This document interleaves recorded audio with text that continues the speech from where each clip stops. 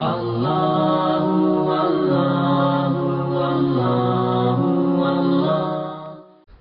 کائنات نے جب ابوالفضل عباس کے لیے تیاری کی ہے، جناب عقیل کو بلایا.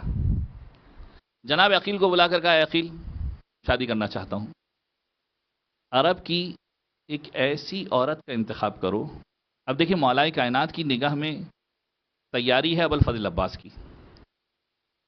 عورت کا انتخاب کس انداز میں کر رہے ہیں کہ جو شجاعت کے اعتبار سے اپنی مثال آپ ہو، اخلاقیات اور قدر کے اعتبار سے اپنی مثال آپ ہو. اب مولا کائنات نے جب جناب عقیل کو بلایا ہے تو اس میں بہت سارے راز پوشیدہ ہیں. ایک تو مولا کائنات یہ پیغام دینا چاہ رہے ہیں کہ دیکھو، ایسے کسی بھی کام کے لیے سب سے پہلا کام مشورہ کرو، ورنہ مولا امیر کو نہیں پتا کہ کہاں شادی کرنی ہے. مولا جانتے ہیں، ڈائریکٹ رشتہ بھیج دیتے کہ اے عقیل جاؤ وہاں پر رشتہ لے کے چلے جاؤ. نہیں، اے عقیل آؤ. عقیل کے مقام کو بھی بتا رہے ہیں. جناب عقیل اس فن کے ماہر تھے، انساب، علم الانساب کے ماہر تھے، نسب کو جانتے تھے. پیغام یہ دینا چاہ رہے ہیں کہ دیکھو، سب سے پہلی روش کے مشورے کی کیفیت، انہیں ایسے کسی بھی بڑے کام کے لیے آگے بڑھو، مشاورت سے آگے بڑھو، ڈسکشن کر کے آگے بڑھو، ایک دوسرے کی رضامندی سے آگے بڑھو. دوسرا کہ ہر کام کے اندر اس کے ماہر سے رجوع کرو. آج دنیا کا سب سے بڑا مسئلہ یہ ہے کہ ہر کوئی عالم بنا ہوا ہے، دین کے معاملے میں خاص طور پر. یعنی اپنی فیلڈ کے اعتبار سے آپ عالم ہو، بہت اچھی بات ہے، ہونا بھی چاہیے، وہاں پر آپ کے سجیشن سمجھ میں بھی آتے ہیں. لیکن آپ دیکھیں گے بہت سارے لوگ دین کے معاملے میں کہیں گے میرے حساب سے یہ چیز صحیح نہیں ہے. سوال یہ کہ بھائی میاں تم ہو کون؟ تم ہو کون کہ تمہارے حساب کتاب کی بات ہو؟ کچھ کہتے ہیں کہ میں نے اس چیز کو دین کے بہت قریب پایا. بات ہی تم نے دین پڑھا کتنا؟ تم نے دین پڑھا کتنا کہ تم کہہ رہے ہو کہ میں نے اس کو قریب پایا؟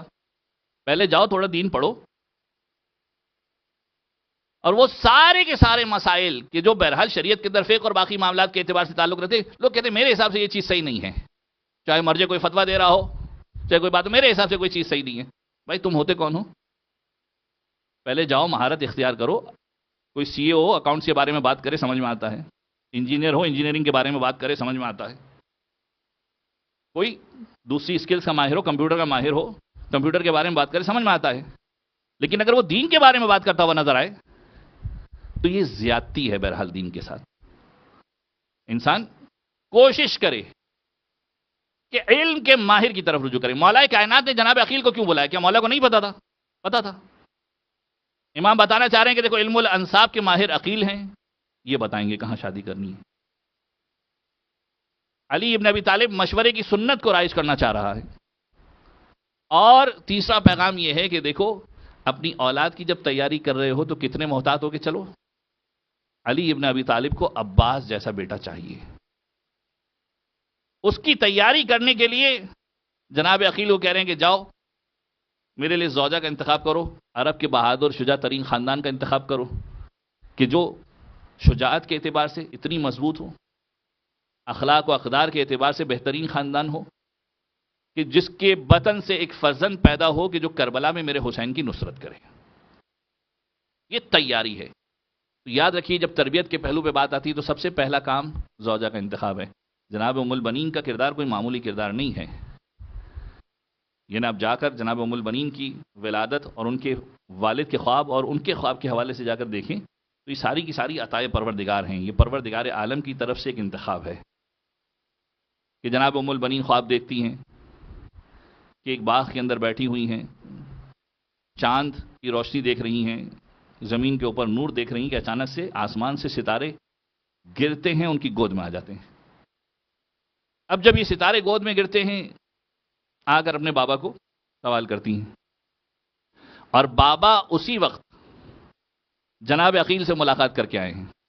یعنی اب یہ خواب بیان کر رہی ہیں، ادھر جناب عقیل مولا کائنات کا رشتہ لے کر آئے ہیں. اور جناب عقیل جناب ابو المحل یعنی جناب ام البنین کے والد کا نام تھا، کنیت تھی ابو المحل، اور نام تھا حزام بن خالد. ماں کا نام تھا سمامہ. یہ میرے بچوں کے لیے بتا رہا ہوں تاکہ ذہن میں رہے. ام البنین کا اصل نام کیا تھا؟ فاطمہ وحیدیہ کلابیہ جو تاریخ نے لکھا، یعنی فاطمہ کلابیہ کے نام سے جو نام مشہور ہے. اب آ کر جب خواب اپنے بابا کو بتایا ہے تو باپ اس خواب کو ان چیزوں سے جوڑ رہا ہے کہ یہ جو ستارے گرے ہیں یہ کوئی اور نہیں ہیں، یہ حسنین ہیں جو پروردگار عالم نے ام البنین کی جھولی میں ڈالے ہیں. یہ جو قمر ہے یہ کوئی اور نہیں ہے، یہ علی ابن ابی طالب کی ذات ہے کہ جس کی ذات سے ام البنین کو پروردگار عالم نے جوڑ دیا ہے. اور مقام ام البنین یہ ہے کہ اگر اس جملے کو سمجھ پائیں کہ ام البنین نے عباس جیسا بیٹا دیا علی ابن ابی طالب کو، اور ام البنین کا مقام یہ ہے کہ حسنین نے ام البنین کو ماں کہہ کر پکارا. یعنی ذرا سوچئے کہ حسنین نے ام البنین کو ماں کہہ کر پکارا، کیا مقام ہوگا. اتنی الفت تھی ائمہ علیہم السلام سے جناب ام البنین کو کہ روایتوں نے جملہ لکھا کہ مولا کائنات کی خدمت میں آ کر عرض کیا کہ مولا مجھے فاطمہ کہہ کر نہ پکارا کریں. بڑا عجیب جملہ ہے، فاطمہ کہہ کر نہ پکارا کریں. کہا کیوں؟ کہ بات دراصل یہ ہے کہ کہیں فاطمہ سن کر بچوں کو اگر جناب زہرا کا خیال آیا اور ان کے دل میں غم کا احساس ہوا تو مجھے اچھا نہیں لگے گا کہ بچے غمگین ہو جائیں، حسنین غمگین ہو جائیں، لہٰذا مجھے ام البنین کہہ کر پکارا کریں.